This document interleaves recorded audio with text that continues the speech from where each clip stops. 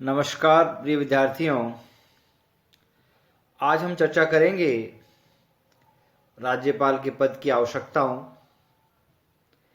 एवं नियुक्ति के बारे में। आप जानते हैं कि भारत में संसदीय लोकतंत्र है और संसदीय शासन प्रणाली की एक बहुत महत्वपूर्ण मांग है या पूर्व अपेक्षा है कि संसदीय शासन प्रणाली में कार्यपालिका के दो स्वरूप होते हैं। एक वास्तविक कार्यपालिका जो मंत्रिपरिषद में प्रधानमंत्री होती है, ठीक उसी भांति एक नाम मात्र की कार्यपालिका। चूंकि हमने ब्रिटेन से ये संसदीय शासन प्रणाली अपनाई है, वहां पर नाम मात्र की कार्यपालिका के रूप में राजा भूमिका निभाता है, किंतु हमारे यहाँ पर लोकतांत्रिक शासन को अपनाने के लिए हमने राजा के पद का उपयोग नहीं किया, बल्कि हमने नाममात्र की कार्यपालिका के रूप में राष्ट्रपति का उपयोग किया। इसी भांति चूंकि हमने संयुक्त राज्य अमेरिका की संघीय शासन प्रणाली को अपनाया है और संघीय शासन प्रणाली या फेडरल सिस्टम का ये नियम है कि जो सरकार के स्तर है वो एक से अधिक होते हैं, अर्थात संघीय और प्रांतीय, और इसमें शक्ति पृथक्करण पाया जाता है। तो ठीक उन परंपराओं को अपनाते हुए भारत में भी शक्ति पृथक्करण किया गया और हमने त्रिस्तरीय पहले प्रारंभ में दो स्तरीय फिर बाद में त्रिस्तरीय शासन प्रणाली की स्थापना की। हमारे यहाँ पर केंद्र में संघ सरकार और राज्यों में प्रांतीय सरकारें और साथ ही स्थानीय सरकारों के स्थानीय स्तर के लिए स्थानीय निकायों का हमने कल्पना की। अब महत्वपूर्ण बात यह आती है कि हम राज्यपाल के पद की बात करने जा रहे हैं, तो सबसे पहला सवाल आता है कि राज्यपाल का जो पद है वो क्यों। तो जैसा कि हमने अभी कहा कि संसदीय शासन प्रणाली अपनाने के कारण से और एक से अधिक स्तर अपनाने के कारण से हमारे यहाँ पर जिस प्रकार की व्यवस्था संघ सरकार के लिए की गई है, उसी प्रकार की व्यवस्था प्रांतीय सरकारों के लिए भी की गई है। दूसरी बात यह आती है कि राज्यपाल के बारे में जो संवैधानिक प्रावधान है, उन संवैधानिक प्रावधानों में ये कहा गया कि संविधान के अनुच्छेद 153 के अनुसार प्रत्येक राज्य में एक राज्यपाल होगा। अर्थात जिस प्रकार की संघ में राष्ट्रपति की भूमिका होती है नाम मात्र कार्यपालिका की भांति, उसी प्रकार राज्यों के राज्याध्यक्ष या नाम मात्र की कार्यपालिका के रूप में राज्यपाल की कल्पना की गई है। तो प्रत्येक राज्य के लिए एक राज्यपाल पद की कल्पना की गई है। राज्य चाहे छोटा हो या बड़ा हो, राज्यपाल का पद अवश्य होगा। दूसरी महत्वपूर्ण बात इसमें लिखी गई है इस अनुच्छेद में कि दो या दो से अधिक राज्यों के लिए भी एक राज्यपाल हो सकता है।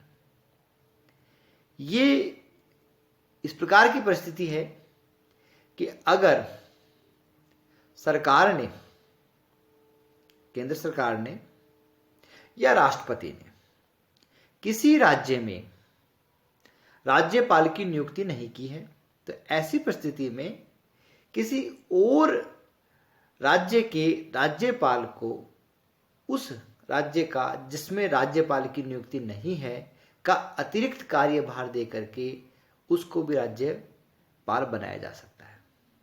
अर्थात वह राज्यपाल दोनों राज्यों के लिए या एक से अधिक राज्यों के लिए राज्यपाल की भूमिका का निर्वहन करेगा। तो इस संवैधानिक प्रावधान के अनुसार हमारे यहाँ पर राज्यपाल के पद की आवश्यकता है। और चूंकि संसदीय शासन प्रणाली की आवश्यकता है, उसकी मांग है कि नाम मात्र कार्यपालिका होनी चाहिए, तो उस नाम मात्र की कार्यपालिका की पूर्ति के लिए हमने राज्यपाल के पद की संरचना की है और उसके अनुसार संवैधानिक प्रावधान किए गए हैं। जिस प्रकार से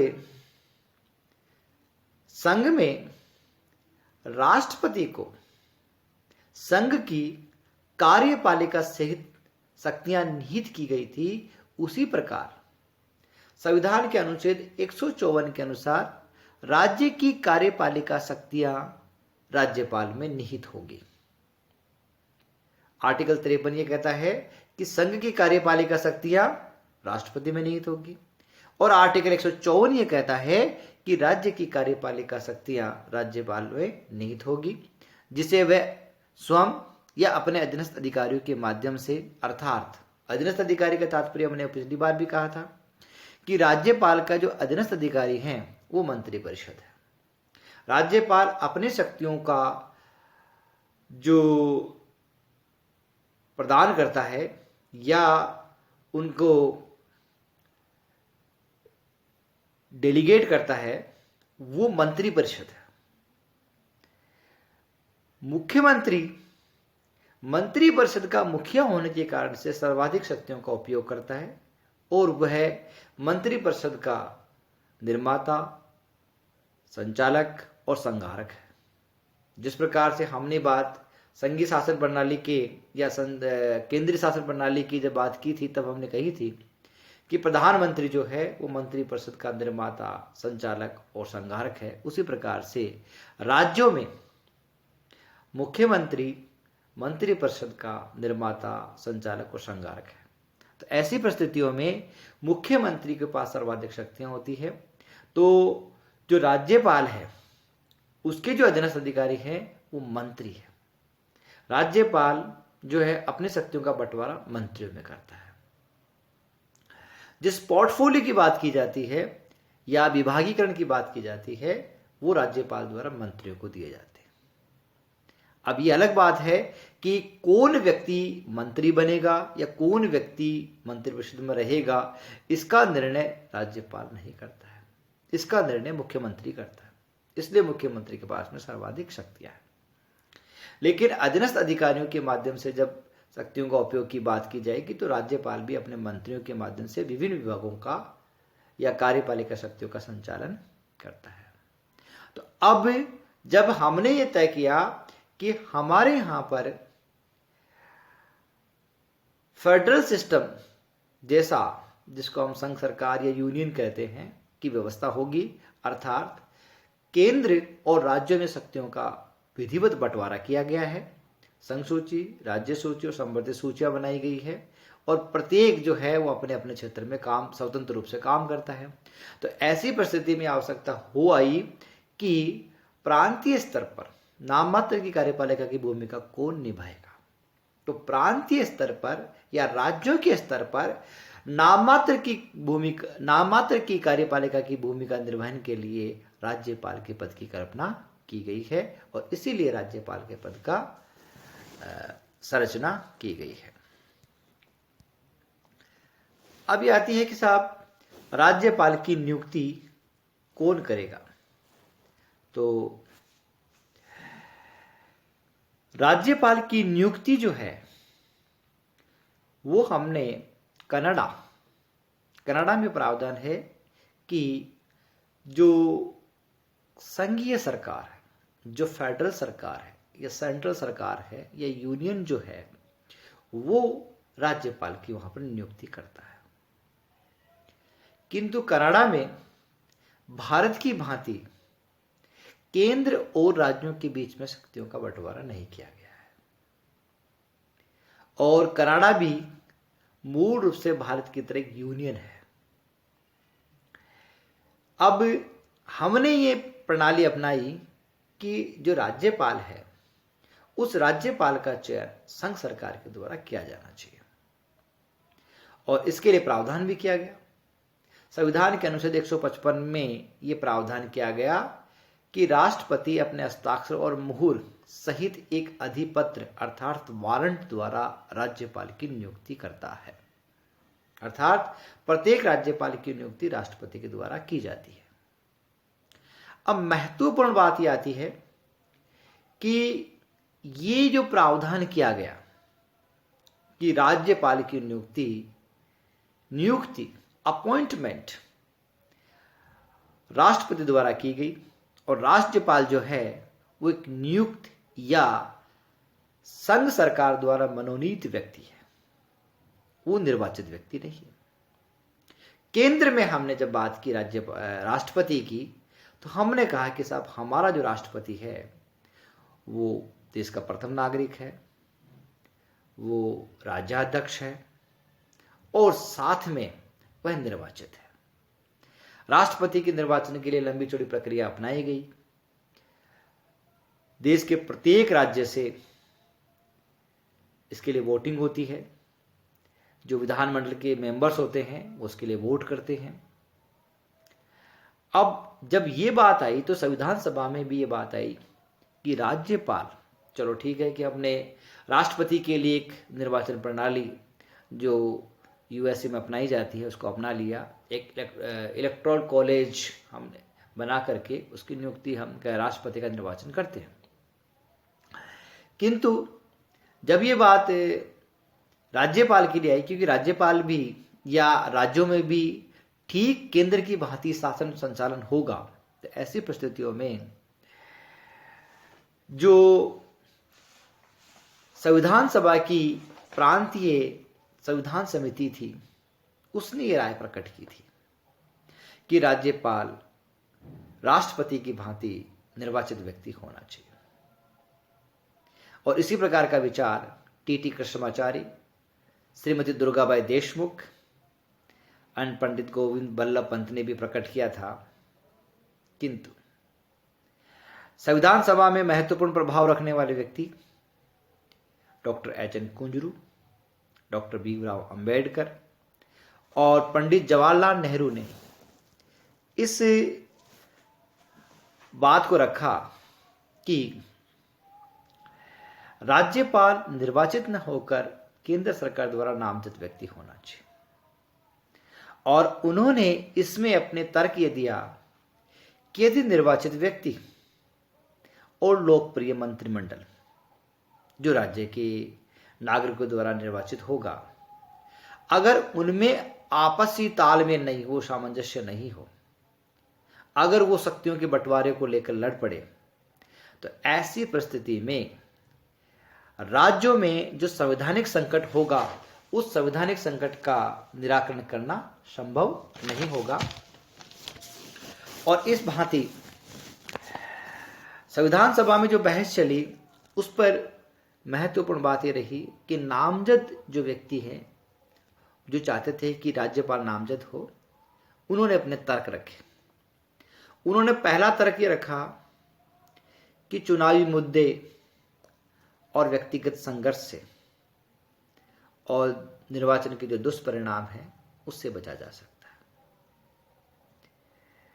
लेकिन जो निर्वाचित राज्यपाल चाहते थे, उन्होंने ये कहा कि आपने नामजद व्यक्ति को चुनावी मुद्दों से, व्यक्तिगत संघर्षों से और चुनावों के दुष्परिणाम, निर्वाचन के दुष्परिणामों से तो बचा लिया, किंतु वह व्यक्ति जो जनता से निर्वाचित नहीं है उसका जुड़ाव राज्य की जनता से कैसे होगा, वो कैसे राज्य के कल्याण और विकास में अपना योगदान देगा, क्या रुचि लेगा? तो उसके लिए बिल्कुल रुचिकर नहीं होगा। क्यों? क्योंकि उसको तो ओढ़ाई हुई दायित्व है, उसने दायित्व स्वयं नहीं लिया है। अगर किसी व्यक्ति को आप किसी राज्य का राज्यपाल बनाते हैं, इसका तात्पर्य है कि आप उसे मनोनीत करते हैं, उसने खुद अपनी इच्छा से वो दायित्व नहीं लिया, इसलिए वो रुचि नहीं लेगा। दूसरी बात यह आई कि जब प्रत्यक्ष निर्वाचन होगा, नामजद जो चाहते थे राज्यपाल, वो कहते हैं कि जब प्रत्यक्ष निर्वाचन होगा तो प्रत्यक्ष निर्वाचन होने के कारण से मुख्यमंत्री और राज्यपाल में सदैव शक्ति संघर्ष रहेगा। राज्यपाल चाहेगा कि मुझे प्रदेश की बहुमत या अधिकांश जनता ने चुना है, इसलिए मेरे पास शक्ति होनी चाहिए। और मुख्यमंत्री ये दावा करेगा कि विधानसभा में मेरे पास बहुमत है और राज्य की जो जनता है उसका बहुमत मेरे पास है, इसलिए मैं शक्तियों का धारक हूंगा। तो एक शक्ति संघर्ष उत्पन्न होगा। लेकिन निर्वाचित व्यक्तियों ने, जो निर्वाचित राज्यपाल थे, उन्होंने कहा कि नामजद व्यक्ति यदि विपरीत विचारधारा का हुआ, प्राय ऐसा होता भी है कि केंद्र में जो सरकार होती है वो अपने विचारधारा वाले व्यक्ति को राज्यपाल बनाते हैं, चाहे राज्य में किसी भी प्रकार की सरकार हो, चाहे उनकी पार्टी की हो या विपक्ष की हो। तो ऐसे बात में जो विपरीत विचारधाराएं हैं, वर्तमान में जो राज्यपाल और मुख्यमंत्रियों के बीच में जो संबंध मधुर नहीं है या विरोधाभासी उनके विचार और शैलियां हैं, उसके पीछे भी कारण यह है कि संविधान ने प्रावधान किया कि राज्यपाल बनाया जाए और बाहर के राज्य का व्यक्ति हो, जो राज्य से बाहर का व्यक्ति हो, लेकिन वो केंद्र सरकार की इच्छा पर है। अगर केंद्र सरकार के अपनी पार्टी की सरकार राज्य में है तो विचारधारा ठीक है, अगर विपरीत है तो विपरीत विचारधारा के कारण से उनमें शक्ति संघर्ष होता है और सामंजस्य और तालमेल की कमी होती है।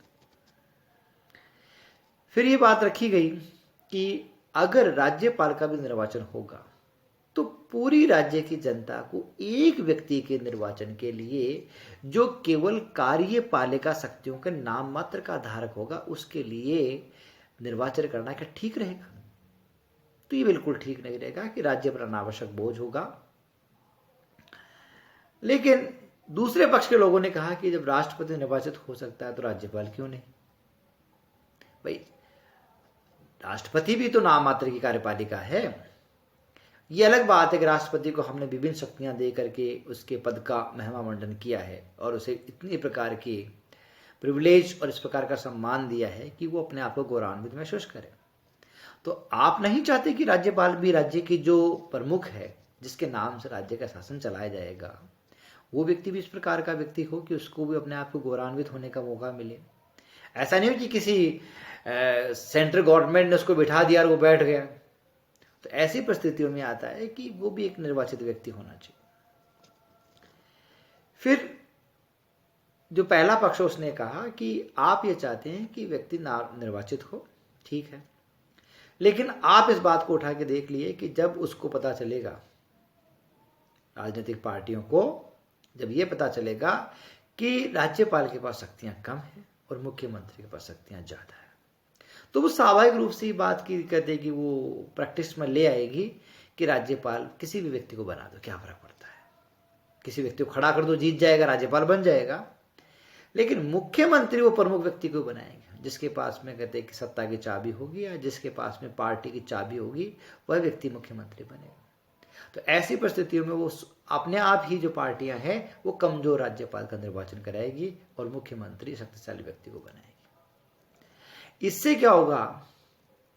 तो दूसरा पक्ष ये कहता है कि ऐसी परिस्थिति में आप बात कर रहे हो कि साहब कमजोर है उसकी बात कर रहे हो, तो वैसी भी तो कोई बात है कि वर्तमान जो परिस्थिति है जिसमें राष्ट्रपति को नामजद किया जाता है तो वो व्यक्ति तो कमजोर होता है, जिसका राजनीतिक करियर खत्म हो चुका होता है या जो किनारे पे होता है, या पार्टियां जिसको एक अलग प्रकार से अपनी मुख्य धारा से निकाल करके अलग ले जाना चाहती है, उसको राज्यपाल बना देती है। तो ये कोई बड़ी बात नहीं है। तो पार्टियां आज भी वही कर रही है। फिर पहला पक्ष कहता है कि अगर आप निर्वाचित राष्ट्रपति की बात करते हैं तो केंद्र का जो नियंत्रण है, जो राज्यपाल के माध्यम से वर्तमान में होता है, वो कम हो जाएगा, कमजोर होगा। क्यों? क्योंकि वो निर्वाचित व्यक्ति होगा तो केंद्र की बात नहीं मानेगा। तो ऐसी परिस्थिति में नवोदित लोकतंत्र के लिए जो केंद्र और राज्यों के बीच में शक्ति विभाजन का संतुलन कर सके, बंटवारा कर सके और आवश्यकता होने पर देश को यूनाइट होने के लिए एक इकहरी शासन व्यवस्था में लाने के लिए राज्यपाल केंद्र के अनुसार तो काम करना ही चाहिए। तो पंडित हृदयनाथ कुंजरू, डॉक्टर भीमराव अंबेडकर और पंडित जवाहरलाल नेहरू ने कहा कि अगर आप चाहते हो कि भारत में लोकतंत्र स्थायी हो और देश संगठित और यूनाइटेड हो, तो इसके लिए ऐसा होना चाहिए कि प्रत्येक राज्य में केंद्र का एक व्यक्ति होना चाहिए जो केंद्र के कहने पर राज्य की जो शक्तियां हैं उसको केंद्र के हित में प्रयोग कर सके, ताकि जब ऐसी परिस्थिति हो जाए कि हमारे देश में कोई विपत्ति आ जाए, संकट आ जाए, तो ऐसी परिस्थितियों में हमें एक इकहरी शासन प्रणाली की आवश्यकता होगी। हम कहने को कह सकते हैं कि हमारे यहाँ पर संघीय शासन प्रणाली है, फेडरल सिस्टम है, केंद्र और राज्य अपने अपने इकाइयों या अपने अपने क्षेत्रों में काम करता है, लेकिन जब देश को आवश्यकता होगी तो ऐसी परिस्थिति में नामजद व्यक्ति केंद्र का होगा तो केंद्र के अनुसार काम करने में अधिक रुचि दिखाएगा बजाय निर्वाचित व्यक्ति के। तो इस प्रकार से, लेकिन दूसरे पक्ष ने कहा कि तो राज्य की स्वायत्तता में हस्तक्षेप है। तो पहले पक्ष ने कहा कि आप इसको स्वायत्तता में हस्तक्षेप मानो या एक नवोदित राष्ट्र के लिए इसकी आवश्यकता मानो। राज्यपाल तो नामजद ही होगा और उनके तर्कों से सहमत होकर के बाद में ये प्रणाली अपनाई गई कि जो राज्यपाल है वो केंद्र द्वारा नियुक्त या मनोनीत व्यक्ति होता है, जिसकी नियुक्ति राष्ट्रपति द्वारा की जाती है। अब महत्वपूर्ण बात आती है कि साहब राज्यपाल है उसकी जो पदावधि है वो पदावधि कितनी हो। तो संविधान के अनुच्छेद 156 के अनुसार राज्यपाल राष्ट्रपति के प्रसाद पर्यंत अपना पद धारण करेगा। इसका मतलब है कि वो अपनी नियुक्तिकर्ता के द्वारा कभी भी हटाया जा सकता है। संविधान में राज्यपाल को हटाने की कोई नियम या प्रक्रिया वर्णित नहीं की गई है। राष्ट्रपति जब चाहे राज्यपाल को वापस बुला सकता है, दूसरे राज्य का राज्यपाल नियुक्त कर सकता है, उसका स्थानांतरण कर सकता है और उसको पद त्याग करने के लिए कह सकता है, हटा सकता है। तो ऐसी परिस्थिति में हम ये कहें कि सामान्यतः राज्यपाल का कार्यकाल 5 वर्ष का होता है। ये एक मात्र सूचना है, इसका पालन या इस स्टेटमेंट का, इस कथन का पालन होता है या नहीं होता है, ये वास्तविक परिस्थितियों पर निर्भर करता है और केंद्र सरकार की इच्छा पर निर्भर करता है कि कोई व्यक्ति किस राज्य का कितने समय तक राज्यपाल रहे, उसको पुनः भी बनाया जा सकता है। तो ऐसी परिस्थिति में जो राज्यपाल की जो पदावधि है वो राष्ट्रपति के प्रसाद पर्यंत, या इसको बहुत सरल भाषा में कहें तो केंद्र सरकार अर्थात जो कार्यपालिका है, प्रधानमंत्री जो मंत्रिपरिषद है, जिस वास्तविक शक्तियों का उपयोग करते हैं, उसके अनुसार कोई व्यक्ति राज्यपाल के पद पर बना रहता है। तो इस प्रकार से राज्यपाल की पदावधि के बारे में ये कहा गया है कि उसकी पदावधि, मैं तो ये कहना चाहूँगा कि उसकी पदावधि अनिश्चित है। हम भले ही 5 वर्ष के लिए कहें कि 5 वर्ष तक सामान्यतः रहता है, लेकिन मैं कहूँगा वो अनिश्चित है और वो केंद्र सरकार की इच्छा पर निर्भर करता है कि केंद्र सरकार कब व्यक्ति को उसके पद से हटाए। फिर महत्वपूर्ण बात आती है कि साहब जिस पद की हम बात कर रहे हैं कि वो राज्य की जो कार्यपालिका शक्तियों का प्रयोग करेगा, उस व्यक्ति के लिए जिस प्रकार से हमने बात की थी कि साहब राष्ट्रपति के लिए एक मूलभूत योग्यताएं या अर्हताएं होनी चाहिए, उसी प्रकार की अर्हताएं और योग्यताएं वो राज्यपाल के लिए भी है कि वो भारत का नागरिक हो, वो चाहे जन्मजात हो, चाहे अर्जित नागरिकता वाला व्यक्ति हो, वह 35 वर्ष की आयु पूरी कर चुका हो, अर्थात राष्ट्रपति की भांति है, प्रौढ़ व्यक्ति होना चाहिए। तीसरा इसमें है कि संसद या राज्य विधानमंडल में से किसी सदन का सदस्य न हो, अगर हो तो वो राज्यपाल बनने के बाद में उस पद का त्याग कर देता है। साथ ही वह किसी लाभ देने वाले सरकारी पद पर कार्यरत न हो, अर्थात अगर व्यक्ति राज्यपाल नियुक्त हो गया है तो वो अगर सरकारी सेवा में है या केंद्र या प्रांत के अधीन वो सेवा में नियोजित है तो उसको सेवा से त्याग पत्र देना होगा, छोड़ना होगा। राष्ट्रपति की भांति ही राज्यपाल के लिए भी कोई शैक्षणिक या व्यावसायिक योग्यता का निर्धारण नहीं किया गया है। ऐसा इसलिए किया गया है कि एक बड़ा खुला मंच इसके लिए दिया गया है कि राष्ट्रपति और राज्यपाल जो संवैधानिक प्रमुख है और जो नाममात्र कार्यपालिका के प्रमुख हैं और देश और राज्य को जिनको भागदौड़ चलानी है, तो सामान्यतः हमारे जो देश के नागरिक हैं या जो बनाने वाले व्यक्ति हैं, उनको जो नियुक्त करने वाले व्यक्ति हैं, उस प्रकार के व्यक्तियों को बनाएंगे जो बहुत प्रभावशाली हैं या जिनकी उपलब्धियां और योग्यताएं सर्वज्ञात है, सर्वविदित है। ऐसे व्यक्तियों को राष्ट्रपति या राज्यपाल बनाया जाता है।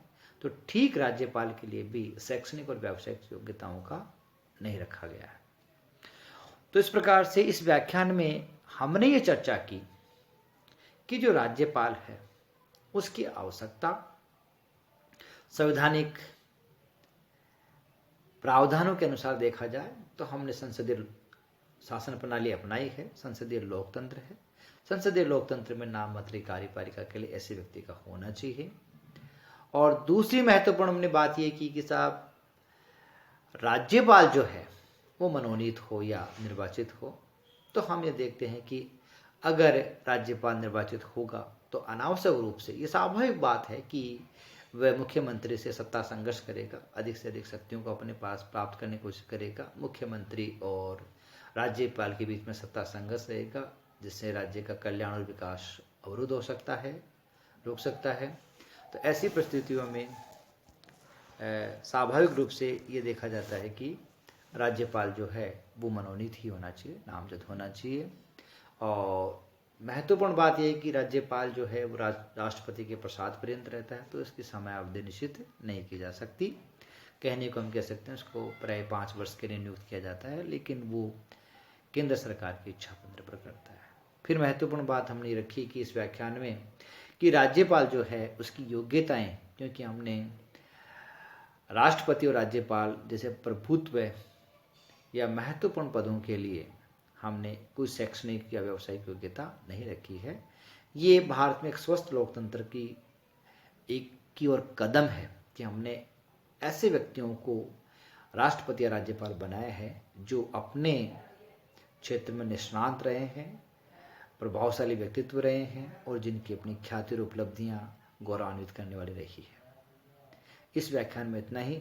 अगले व्याख्यान में हम राज्यपाल की शक्तियां और कार्यों के बारे में चर्चा करेंगे और साथ ही राज्यपाल के पद का मूल्यांकन करेंगे कि राज्यपाल संवैधानिक जो प्रावधान मिले हैं या शक्तियां मिली है उनका कितना उपयोग कर पाता है और कितना इस पद को उसने कहते हैं कि वास्तविक रूप से जिया है और उसको लागू किया है। जय हिंद।